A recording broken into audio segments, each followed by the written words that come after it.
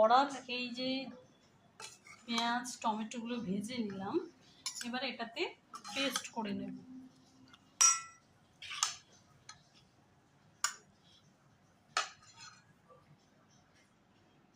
এবার আমার ভাজা পেঁয়াজ, অনিয়ন, গার্লিক এগুলো পেস্ট করা হয়ে গেছে। এবার আমি কয়েক কিউব বাটার দেব।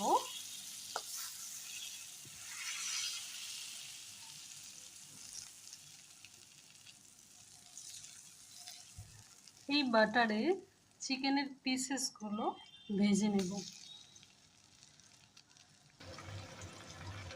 এইভাবে চিকেনগুলো উল্টে পাল্টে বাটারে ভেজে নেব।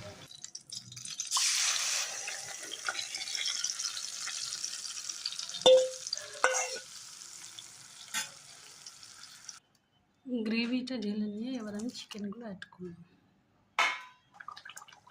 নাও চিকেনটা ফুটে এসছে,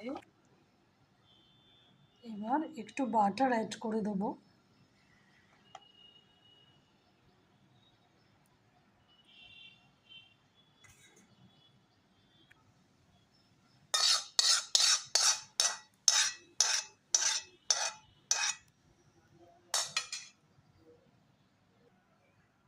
নাও আমার একদম বাটার চিকেন রেডি। দেখতেও সুন্দর হয়েছে। রেসিপিটা জানাবেন। Thank you for watching.